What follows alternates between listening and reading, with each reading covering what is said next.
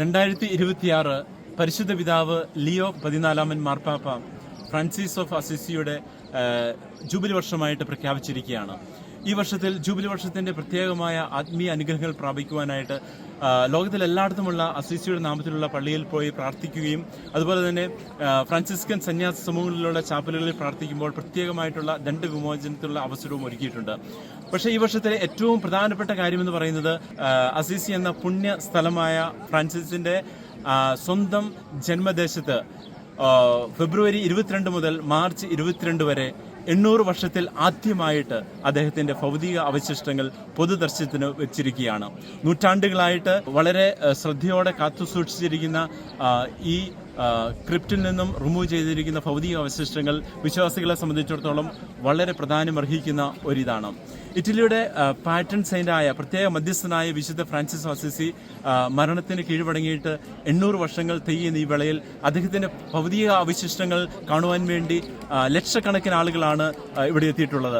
ഈ വിശുദ്ധ പുണ്യസ്ഥലത്ത് പ്രത്യേകമായിട്ട് 4 ലക്ഷത്തോളം ആളുകൾ ബുക്ക് ചെയ്തിട്ടുണ്ട് ഈ ഭൗതിക അവശിഷ്ടങ്ങൾ കാണുവാനായിട്ട് ഈ ഒരു മാസത്തിനിടയിൽ. അതുപോലെ തന്നെ കണക്കുകൾ ഔദ്യോഗികമായിട്ട് നമുക്കറിയാൻ സാധിക്കുന്നത് ഏകദേശം 7 ലക്ഷത്തോളം ആളുകൾ ഈ പുണ്യസ്ഥലം ഈ മാസത്തിൽ സന്ദർശിക്കും എന്നാണ് നമുക്കറിയാനായിട്ട് സാധിക്കുന്നത്. അതുപോലെ തന്നെ ഫെബ്രുവരി 22 ഞായറാഴ്ച പ്രത്യേകമായ ആഘോഷത്തോടുകൂടിയാണ് ഈ ചടങ്ങിന് പൊതുദർശനത്തിനുള്ള ചടങ്ങിന് ഒഫീഷ്യലായിട്ടുള്ള ആരംഭം കുറിച്ചത്.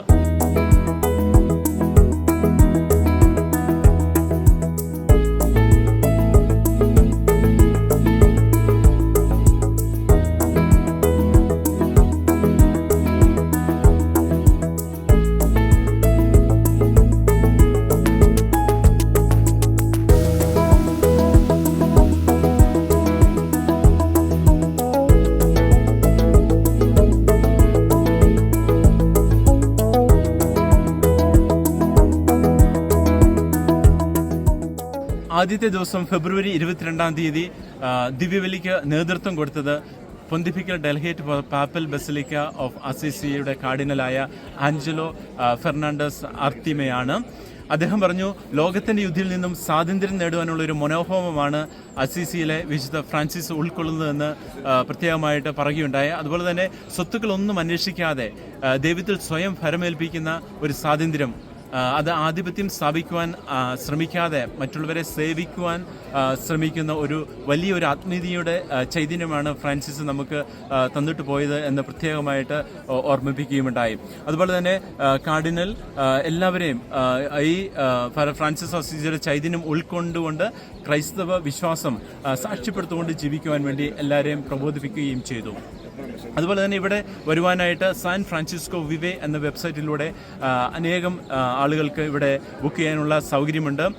നമ്മുടെ പുറകിൽ കാണുന്ന ഇതാണ് ഫ്രാൻസിസ് അസിസിയുടെ നാമത്തിലുള്ള ഏറ്റവും പ്രധാനപ്പെട്ട ബസിലിക്ക അസിസിയിലുള്ളത്.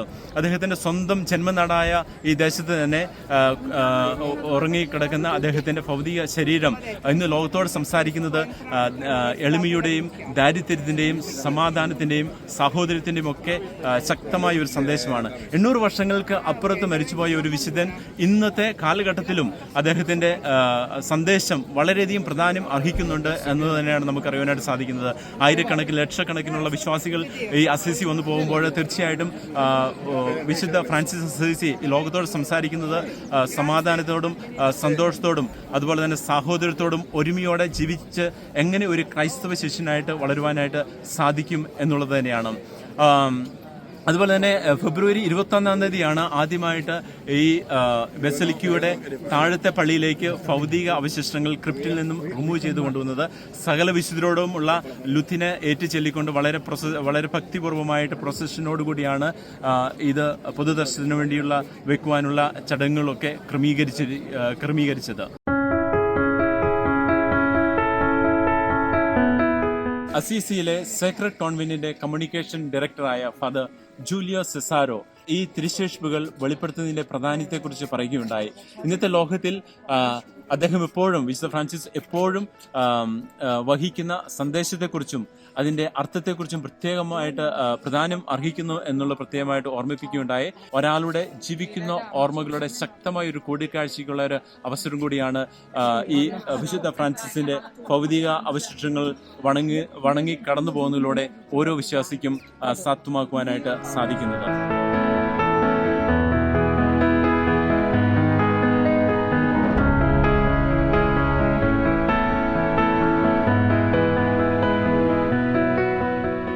വിശുദ്ധ ഫ്രാൻസിസിന്റെ 800-ാം ജൂബിലിയുടെ വർഷത്തിൽ ഫ്രാൻസിസിന്റെ ജീവിതം ഇതായിരുന്നു: നിരന്തരമായ വചനം ശ്രവിക്കൽ, ദരിദ്രരോടും ക്രൂശിക്കപ്പെട്ട ക്രിസ്തുവിനോടും അനുരൂപപ്പെടുവാനുള്ള ജ്വലിക്കുന്ന ആഗ്രഹം, സേവനവും ആത്മത്യാഗപരമായ സ്നേഹവുമാണ് ഫ്രാൻസിസിന്റെ ആത്മീയതയുടെ കാതൽ. ദുർബലവും ദരിദ്രവുമായ ഈ ശരീരം ഇന്നും ജീവിക്കുകയാണ് 800 വർഷത്തിനും അപ്പുറം.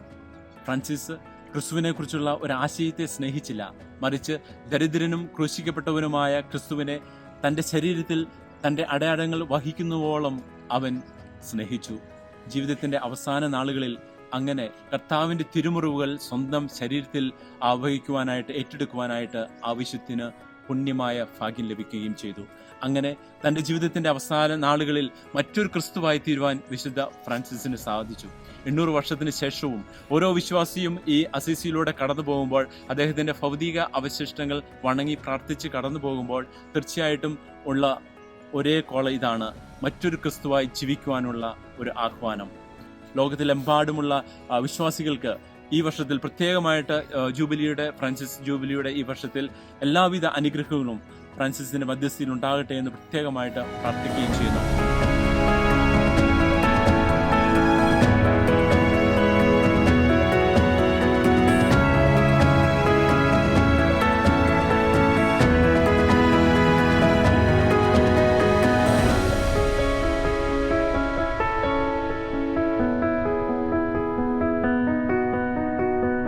വിശുദ്ധ ഫ്രാൻസിസിന്റെ ഭൗതിക അവശിഷ്ടങ്ങൾ ഉണങ്ങുന്നതിന് വേണ്ടി റോമിൽ നിന്നും ഇവിടെ എത്തിയിരിക്കുന്നത് സെന്റ് പോൾ കോൺഗ്രിഗേഷന്റെ ജനറൽ കൗൺസിലറായ ഫാദർ ജോൺസൺ വട്ടക്കുന്നേലാണ്. അച്ഛന്റെ അനുഭവം ഒന്ന് പങ്കുവയ്ക്കാമോ? സമാധാനത്തിന്റെ പ്രവാചകനായ വിശുദ്ധ ഫ്രാൻസിസ് അസീസിയുടെ കുടുംബത്തിലേക്ക് ജനിച്ച വളർന്ന ഈ സ്ഥലത്തേക്ക് വരുമ്പോൾ തീർച്ചയായിട്ടും നമ്മുടെ മനസ്സിലേക്ക് കടന്നു വരുന്നത് ഈശോയ്ക്ക് വേണ്ടി നമ്മെ തന്നെ ത്യജിക്കുവാനും ഈശോയ്ക്ക് വേണ്ടി വിട്ടുകൊടുക്കുവാനും നമ്മൾ തയ്യാറാകുകയാണെങ്കിൽ ഈശോ എന്നും നമ്മളെ ഓർക്കുകയും ഈശോയുടെ ഒരു പ്രവാചകനായിട്ട് ലോകം അറിയപ്പെടുന്ന, സമാധാനത്തിൻ്റെ ദൂതനായിട്ട് അറിയപ്പെടുന്ന ഒരു വ്യക്തിയായിട്ട്, ക്രിസ്ത്യാനിയായിട്ട് നമുക്ക് ജീവിക്കാൻ സാധിക്കുകയും ചെയ്യും. എൻ്റെ അനുഭവം വെച്ച് ഈ സ്ഥലത്തേക്ക് കടന്നു വരുമ്പോൾ നമ്മൾ അനുഭവിക്കുന്ന സ്നേഹം ഇത്രയും യേശുവിന് വേണ്ടിയിട്ട് സഹിച്ച് ജീവിച്ച് നമ്മളെല്ലാവരും 800 വർഷം കഴിഞ്ഞിട്ടും ഓർക്കുന്നുണ്ടെങ്കിൽ ദൈവത്തിൻ്റെ കരങ്ങൾ പ്രവർത്തിച്ചിട്ടുണ്ട് എന്ന് നമുക്ക് മനസ്സിലാക്കാൻ സാധിക്കും. വിശുദ്ധ ഫ്രാൻസിസ് അസീസിയുടെ തിരുശേഷിപ്പ് നമ്മൾ കാണുമ്പോൾ തീർച്ചയായിട്ടും ദൈവത്തിൻ്റെ സാന്നിധ്യവും സാമീപ്യവും നമ്മൾ അനുഭവിച്ചറിയുന്നുണ്ട്. അപ്പോൾ ഈ വിശുദ്ധൻ്റെ അനുഗ്രഹങ്ങൾ, പ്രാർത്ഥനകൾ നമ്മളോടൊപ്പം എന്നും ഉണ്ടായിരിക്കട്ടെ. ഒരു ക്രിസ്ത്യാനിയായിട്ട് ജീവിക്കുവാനുള്ള അനുഗ്രഹം നമുക്കെല്ലാവർക്കും ഈ വിശുദ്ധൻ സാധിച്ചു തരട്ടെ എന്ന് പ്രത്യേകം ആശംസിക്കുന്നു.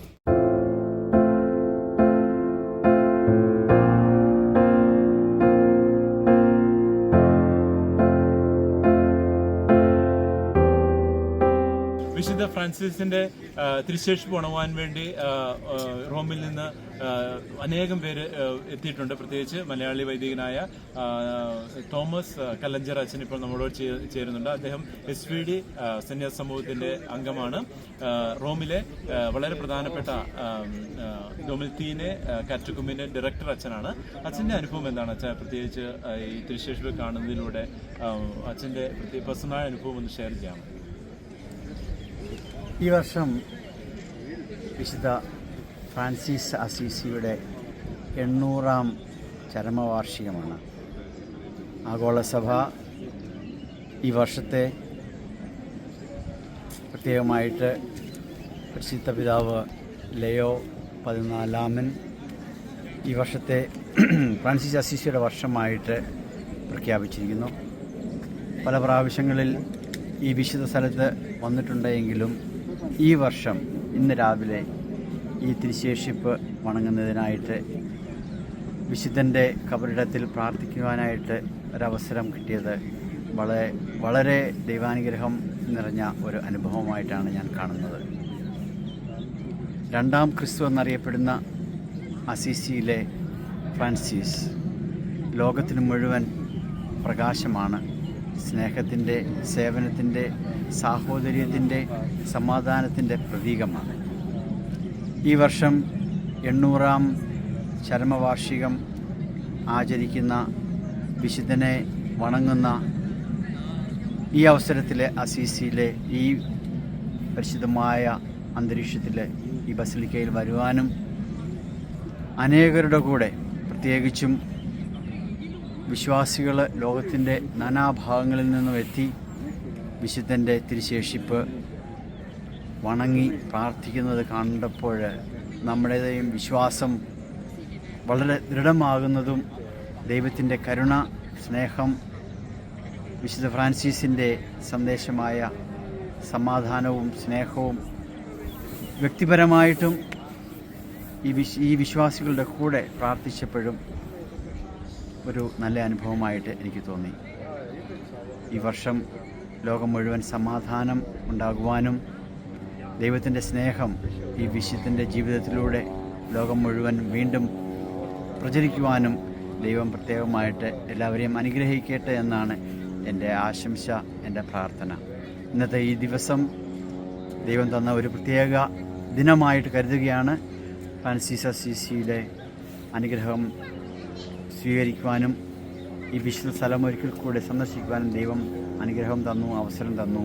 അതിന് ദൈവത്തിന് പ്രത്യേകം നന്ദി പറയുന്നു. ജോജി അച്ഛൻ്റെയും തോമസ് അച്ഛൻ്റെയും കൂടെ അസീസിയിൽ വരാൻ സാധിച്ചത് വളരെ സന്തോഷം. വളരെ സ്വർഗീയമായ ഒരു അനുഭവം. ദൈവം സൃഷ്ടിച്ചു.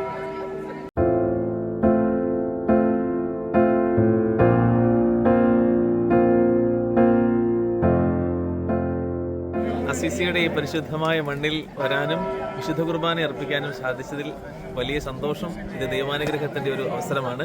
അസീസി നടന്ന മണ്ണിലൂടെ നടക്കാൻ ഭാഗ്യം ലഭിച്ചത് വലിയ സന്തോഷവും അനുഗ്രഹദായകവുമായ അവസരമായി കരുതുന്നു. ദൈവത്തിന് സ്തുതി. വിശുദ്ധ ഫ്രാൻസിസിന്റെ സ്വന്തം അസീസിയിൽ നിന്നും ഗുഡ്നസ് ടെലിവിഷനു വേണ്ടി ക്യാമറമാൻ ബ്രദർ മൈക്കിളിനോടൊപ്പം ജോജി കളരിക്കൽ.